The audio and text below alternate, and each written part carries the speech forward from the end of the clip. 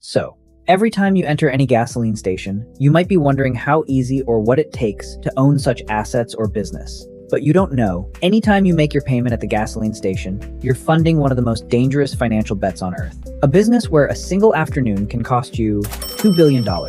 It seems deceptively simple on the surface. Buy some land, build a few distillation towers, turn crude oil into gasoline, and watch the money flow in every time someone fills up their tank.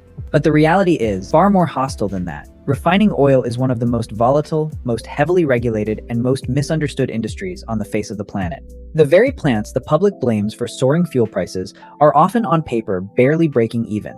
The same machine that prints cash in July can bleed millions in November. And yet, despite the government-enforced scarcity, despite the fact that the entire modern economy cannot function without them, nobody has dared build a major refinery from scratch in the United States since 1976. 50 years, zero new builds, until now. Welcome back to the Hidden Ledger.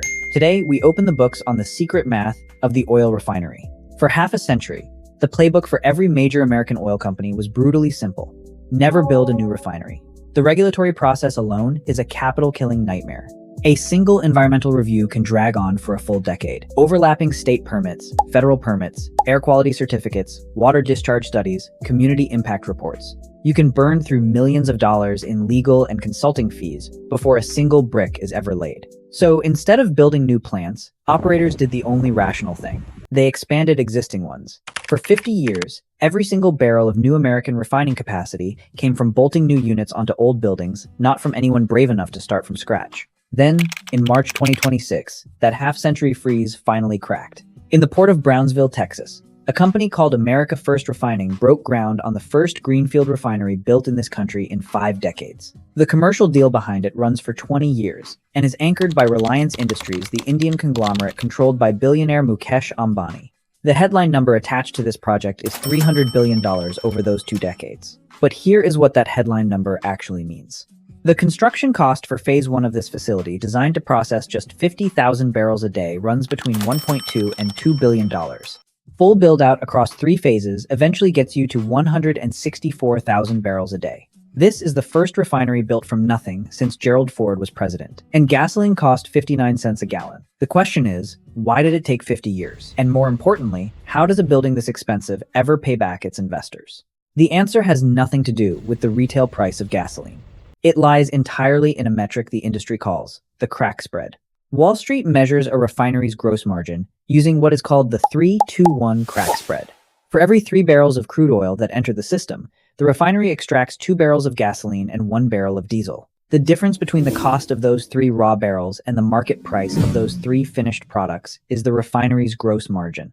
Historically, a healthy spread runs between $10 and $20 per barrel. During major global supply shocks, wars, hurricanes, refinery outages, that margin can blow past $40. But here is the counterintuitive twist that breaks most people's thinking. A refinery does not want high oil prices. High oil prices can be a death sentence for their margins. A refinery does not care whether crude is trading at $50 or $150 a barrel. What it cares about obsessively is the gap between what it pays for that crude and what the market will pay for the finished fuel. If Brent crude spikes to $112 a barrel because of geopolitical conflict, the refinery's raw material costs skyrocket immediately. If consumer gas prices take even a few weeks to catch up, the refinery's profit margin is completely erased in the interim. A refinery is not an oil business. It is a margin arbitrage business. It lives and dies in the volatile space between what it pays for a raw input and what the market gives back for the output. And that gap can move for reasons entirely outside its control. The complexity runs even deeper. A refinery cannot choose to produce only its most profitable product on any given day. It is a package deal. Every single barrel of crude that enters the system forces the plant to simultaneously manage 5 or 6 different fuel markets, all priced differently. Out of 1 barrel of crude, a refinery is pulling gasoline, diesel, jet fuel, naphtha, and liquefied petroleum gas, all at once. Gasoline demand peaks every summer during what the industry calls driving season, June through September. That seasonal surge can widen gasoline crack spreads by up to $8 a barrel above winter levels. Diesel runs the opposite pattern, more stable year-round, driven by trucking, farming, and industrial output, but spiking during planting season and cold winters when home heating oil draws from the same barrel. This means a refinery is essentially running 5 different businesses inside one building, hedging 5 different product markets all day, every day, just to protect the overall profit number. And the serious operators do not leave that number to chance. One major Gulf Coast refiner locked in a third quarter 2026 hedge at $28 per barrel, guaranteeing their margin regardless of where crude or gasoline moved between now and then. It is less like running a factory and more like running a hedge fund that happens to own some very large metal towers. They sell crack spread futures months in advance, locking in margins today to protect themselves from price collapses tomorrow. Because in this business, the only thing more dangerous than a thin margin is an unhedged thin margin in a year when crude decides to move against you. Because of this complexity, geography is everything in refining. The Gulf Coast is the center of American refining. Texas and Louisiana alone process millions of barrels a day, tightly clustered, feeding pipelines that crisscross the entire country. If one refinery shuts down for maintenance, 6 others are close enough to absorb the slack. The region functions as one giant, shared safety net. California does not have that. Right now, the state is standing on the edge of an unprecedented energy cliff. 2 massive refineries are shutting down at the exact same time, and there is no backup. California is a refining island, geographically cut off from the rest of the country's pipeline network. On top of that, the state requires its own specially blended, low-emission gasoline that almost nobody else in the country produces. That combination means California cannot simply import spare capacity from Texas the way other regions can. When a California refinery closes, there is no neighboring plant to absorb the loss. Phillips 66 closed its Los Angeles refinery at the end of 2025. Valero is closing its Benicia refinery in 2026. Together, those 2 facilities represent nearly 20% of all in-state refining capacity. California has left dropping the state to just 7 refineries, serving roughly 40 million people. Economists at UC Davis modeled what happens next. Their projections are stark. Gas prices across California could rise by over $1 a gallon by the time both closures fully hit the market. More aggressive analyst estimates run even higher. Nationally, the trajectory is just as grim. Driven by environmental regulations and the accelerating adoption of electric vehicles, industry analysts project U.S. refining capacity could shrink by up to 30% over the next decade. Squeezed by collapsing margins and mounting environmental liabilities, oil companies are choosing to shut down plants rather than spend billions upgrading them. A refinery is not just a piece of industrial equipment. It is regional infrastructure. And when regional infrastructure disappears, the financial math does not redistribute evenly. It gets dumped entirely on whoever was standing closest to the building that just closed. But here is where the story takes a genuinely dark turn. The financial volatility of this business, the razor-thin margins, the seasonal swings, the uncontrollable crack spreads, is nothing compared to its physical danger. A single operational mistake in a refinery does not just cost money.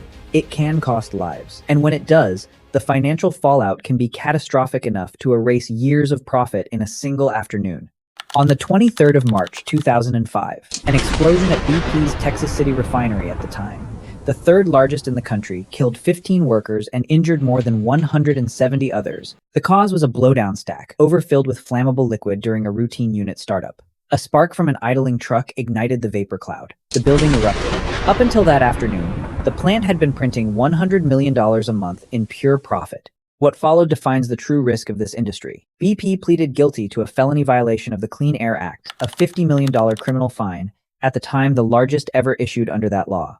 A separate $21 million OSHA fine, also a record. Later, an $87 million fine when follow-up inspections revealed the company still had not fixed the underlying hazards. By the time all settlements, criminal fines, civil claims, and mandated safety spending were totaled, BP had paid out more than $2 billion connected to a single afternoon at a single facility. One bad startup procedure, 15 lives, $2 billion. That is the liability sitting underneath every single refinery in this industry, every single day it operates. One failed valve, one spark from an idling engine, one rushed checklist on a Monday morning, and the machine the entire modern economy depends on becomes a crime scene before lunch. Step back and look at what this business actually is. A refinery is a financial paradox, the same way a casino is. It sits at the center of a product that every person on Earth needs every single day, protected by government-mandated scarcity. No new competitors allowed, no easy way in. And yet, it still runs on margins so thin and so volatile that a seasonal shift in diesel demand or a single hurricane shutting down the Gulf Coast for a week can erase the entire industry's profitability. In 1976, Marathon Oil finished construction on a refinery in Garyville, Louisiana. Nobody knew at the time that it would be the last one built from scratch in America for the next 50 years. That refinery is still running today. expanded in 2009 for $3.9 billion, now processing nearly 600,000 barrels a day. One building, half a century of American energy. That is what government-mandated scarcity looks like on a balance sheet.